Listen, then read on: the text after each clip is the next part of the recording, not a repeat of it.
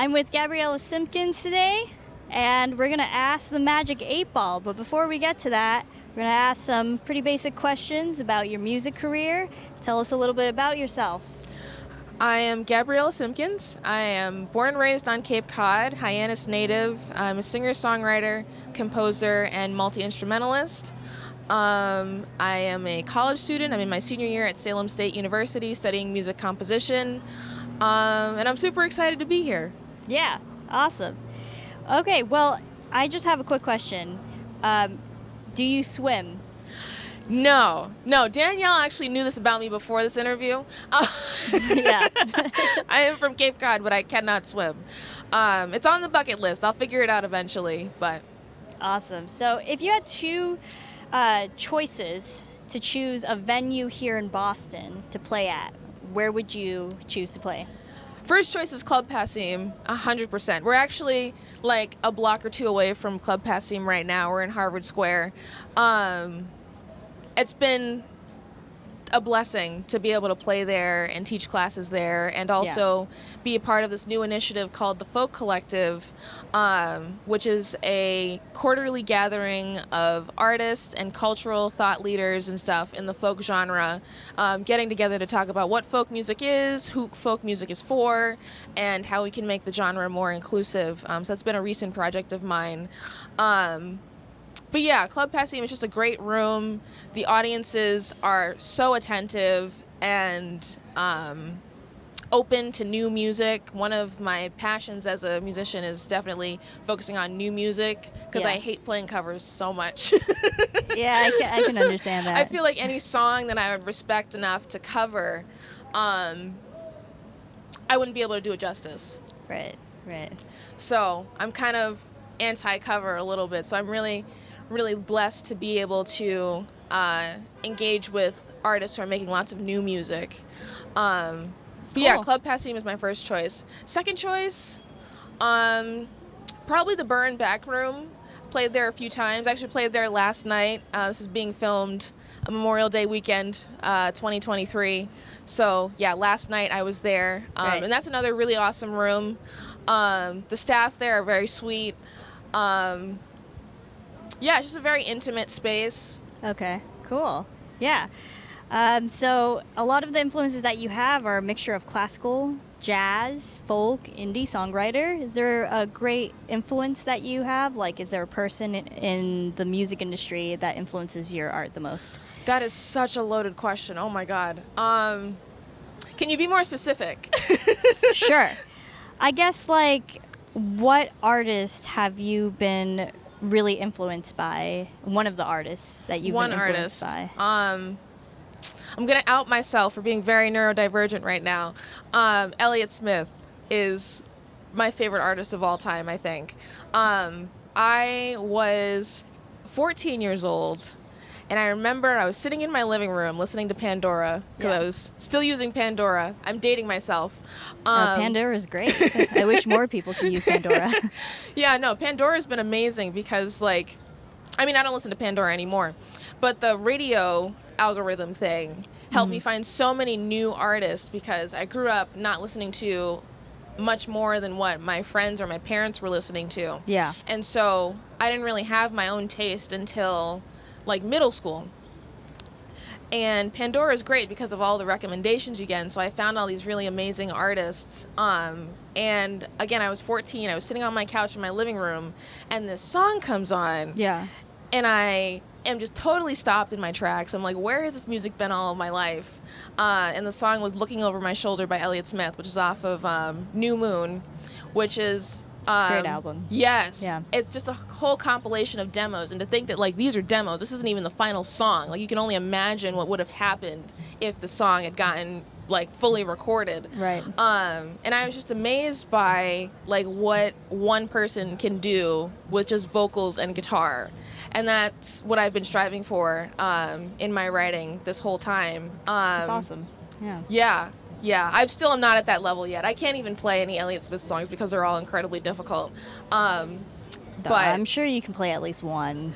I've tried learning how to play Satellite, That's a very difficult song to play, and it's very deceptively difficult because it sounds super easy. Yeah. But then there's a whole bunch of hammer-ons, and like the chords have very weird shapes, and it's a very, very beautiful song. It's probably my favorite Elliott Smith song. So yeah, Elliott Smith for sure. Yeah. So is there like a particular album that you like the most out of all of his albums, or? Oh God. Well, I listened to New Moon first. Okay, so New Moon. So was I have first. a very soft spot for that record. I love listening to demo albums because you really get inside the creator's head. Like you can see, you can almost hear the process of them writing that song. Yeah. But in terms of his commercial releases, I would have to say my favorite. It's a tie between Roman Candle and Either Or, I think. Because Either Or is so good. I love both of those records for like God. such different reasons. Like Roman Candle holds a very special place in my heart. Right. Because of the history behind it. Like he recorded it in his basement. Yeah. Like he was just chilling with an 8-track, Right. just like laying all of this stuff down, and now it's like a classic. Like to think that somebody was just in their basement just hanging out and doing this just for the fun of it is crazy to me. Either Or, I think, in terms of his artistic arc, is, in my opinion, the best. All right, sweet. And have you been studying at Salem State, right? Yes. All right, how's that going?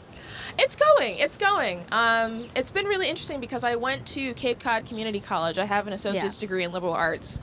And so when you transfer from one state school to another, all your gen eds are taken care of.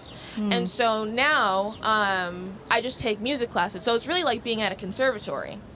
Okay. So my education over the last couple of years has been very intensive, really just music. I also minored in biology. I was actually a pre-med major before I decided to do music. But then I played my first, What made you change your mind from pre-med to music? I played my first solo show when I was 17, and I was just hooked on performing at that point. That's awesome. I mean, I have stage fright, so it's kind of weird to be hooked on something that, like, is mildly terrifying, but it's the same reason why I love horror movies. But yeah, no, I played my first solo show. I was opening for another band at a college event, because I graduated high school early, so I started college at 17. And yeah, just the feeling of having the crowd, like, respond to you and, like, interact with you. There's a certain synergy that takes place when you're giving the music and they're receiving the music. And that feeling is totally, totally electric. It's the closest I'm going to get to being on drugs, I think. Yeah, I mean, I don't know about that, but... I mean, I take too many prescribed drugs to do drugs illegally. But it is like this weird drug thing going on in your like blood system when you're on stage. Yeah, it's adrenaline, It's all that adrenaline just pumping through you, and then you don't know what you're doing half the time, and you're just like, I'm going to do this, I'm going to do that on stage. Yeah, very much know? In the zone, yeah. Yeah, exactly. You talk about a horror movie, and like it's kind of like a horror movie, but I know that you do film scoring, right? I do. Yeah. I'm a new film composer. I just finished a horror film with some friends at school. The movie is about a stalker on a college campus who targets female athletes. Oh my God, that is scary. Very gritty story. I had to finish that film score in 2 days. Yeah. Very stressful because I was working on a piano trio at the time, the first draft of which I just finished. And so that was taking up a good chunk of my time. I had to drop a class so that I could finish the trio. Yeah. Because this trio is my capstone for my senior year of college. And I got the cut of the film that I would be scoring in March, and I had until the end of April to figure it out.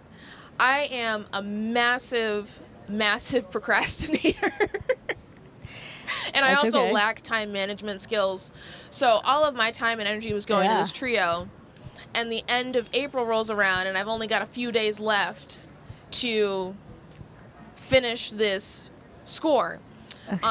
So I wrote an improvised piece for piano. The whole thing's about 8 minutes.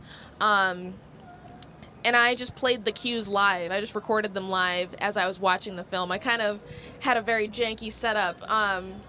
So my computer is an absolute dinosaur from 2010. Is it? That's okay. Yeah. So, I've seen worse, honestly. I've seen people still use like Windows XP, you know? So I couldn't download the movie and put it into Logic to like line everything up, but I have an iPad. So I put my headphones on. I had a pair of earbuds with the movie playing on my iPad, and then I've got my recording headphones over that with Logic running on my computer so that I can record the cues. And so I've got like all of these wires around me, and I'm like in a practice room at school, like trying to figure everything out. But it really was such a fun, energetic experience to be like, again, like in that space of like giving the music to people and like hoping that they'll receive it well. Like creating this experience for other people to enjoy is very fulfilling for me. It's almost like you're like a mad scientist doing all this. Yes. Yeah. That's great. I love that. All right. So I was wondering also, so how was like your classical growing up, like your classical training? Did you take classes early on from like a certain age? Tell me more about that. Yeah. So I actually play the flute as well. I've been playing for it'll be 13 years in the fall. And originally I wanted to play the trombone in the elementary school band, but my mom wanted me to play the flute. And so she said, well, try it for a year, and if you hate it, you can quit. Yeah. I hated it for 2 months, and then I finally was able to get a sound out of the instrument, because like the embouchure is very interesting. Only 20% of the air that you blow into a flute actually makes the noise. I'm pretty sure that's the percentage. So it's very difficult to form the embouchure to make the sound. And so the first 2 months of playing flute are just total silence. Yeah. And you have perfect pitch, right? Yes. Or so I'm told. So yeah. Yeah. I normally don't tell people, because then they start quizzing me about pitches and chords and keys and things like that. And I don't like being put on the spot. But yeah, it took me a while to really get accustomed to the flute, but once I did, I really fell in love with it. So I've been playing classical flute for a really long time. I started playing jazz flute in college. I have been in like elementary school band, and I was in the Cape Youth Orchestra, which is run by the Cape Symphony. I made my way up to second chair by the time I was a senior in high school. Well, senior in high school, because I graduated early. So I did my last year of high school at Cape Cod Community College. I see. So yeah, that's my classical background. But otherwise, I'm self-taught on guitar. I've been playing for 6 years this month. And I've been songwriting for almost 9 years. Yeah. Yeah, because I was 13, and now I'm outing myself now, because I don't reveal my age very often, but I'll be 22 in like 2 months. So yeah, almost 9 years. Happy early birthday. Thank you. All right, so you're working on an album. Yeah. Tell me more about that. Yeah. This collection of songs was written like 4 years ago. Almost exactly 4 years ago. It was like spring through early fall 2019. It's a concept album about the first time I fell in love. It's very corny. I mean, sometimes corny needs to happen. It makes good music, you know? I'd like to hope the songs aren't corny. I try to do them justice. Yeah. But yeah, it's a concept album about the first time I fell in love. It was a very formative experience for me. And so I've been sitting with these songs for 4 years. I had a backing band of some friends that I met in a jazz combo class that we all took together in community college. We were all just sitting around eating. I think we were eating like lunch or something. And I said, do you guys want to start a band? Really out of the blue. Nice. And they were like, yeah, sure, let's do it. Why not? What the hell? So summer 2019, we all got together at my friend's place, who I still am in touch with. He plays drums for me sometimes. Yeah. And saxophone as well. Very incredible musician. We got together on Tuesdays in the summertime, summer 2019, and we would workshop these songs, and I would come with these. We were originally going to play covers and then go from there, but all of this music started pouring out of me, and I was getting really good at guitar at that point. Fingerstyle guitar is very difficult to get into. I can imagine. Yeah, the first song that I learned how to play fingerstyle was Iron and Wine's cover of Such Great Heights by the Postal Service. Yeah. That's a great song. And it's so Iron and like Wine. What a throwback. that song is such a standard because so many people have covered it. Like the Shins covered it. Right. And I'm sure plenty of other people have covered it. It's just a great song. And I've always wanted to cover it. It's a very malleable song in that way. But yeah, that was the first song I learned on fingerstyle, and so I was trying to get into that world because I had been a huge fan. I'm also a huge fan of Nick Drake, huge fan of Sufjan Stevens, and so I'd been wanting to learn that style of guitar for a really long time, and I was finally starting to get it.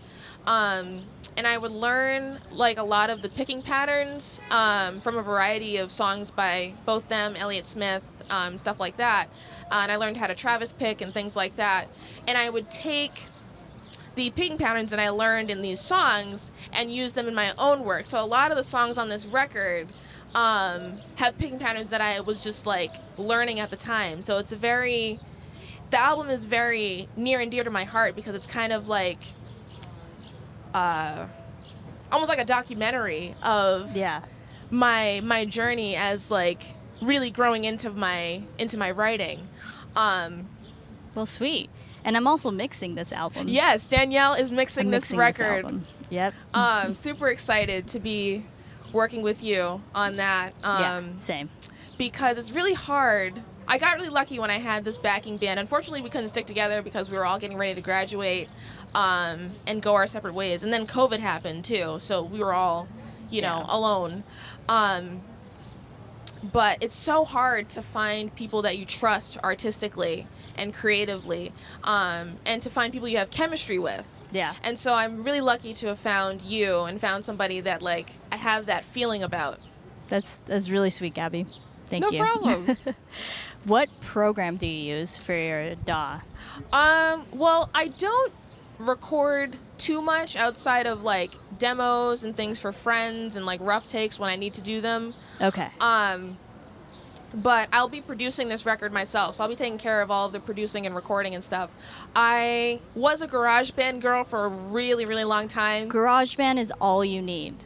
It really is. Like, you don't need a Pro Tools or Ableton Live, Yeah. Don't overcomplicate it. Just GarageBand. I'm a very bare bones kind of writer and producer. Yeah. So I prefer to let the guitar and the vocals kind of take center stage. And so my recording style, I use a little reverb because you need reverb, but it's on the drier side.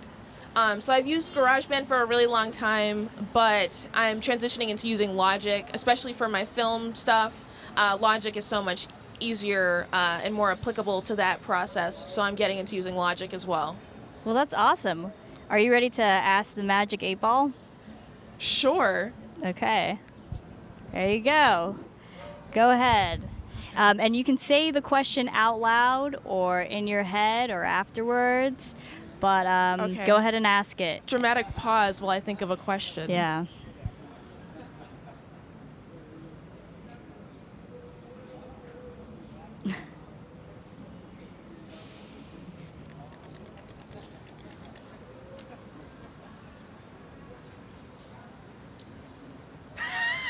What did it say? It says unlikely. Unlikely. So. I'm curious. What's the question? So, I'm going to embarrass myself massively right now. Since I was like 13, I've had a massive celebrity crush on Benedict Cumberbatch. Yes, let's go. That's great. The first movie I saw of his was The Imitation Game. I was in 8th grade. And he's just such a great actor, and he seems like such a cool person. And like, if I ever get rich and famous, I want to meet Benedict Cumberbatch. So I asked the 8-Ball if I will ever meet Benedict Cumberbatch, and the 8-Ball says unlikely. Unlikely, but not impossible. Not impossible. Exactly. All right, thank you guys. Thank you, ladies and gentlemen, for sticking around for our podcast / interview / what is this? / like Nardwar type knockoff music interview. And thank you, Gabby, so much for taking the time to interview with us today. Thank you for inviting me. It's been a pleasure. Yeah, so this is Gabby and I just walking down the street and getting some Mike's pastry. That's your after-show ritual, right, Gabby? Yes.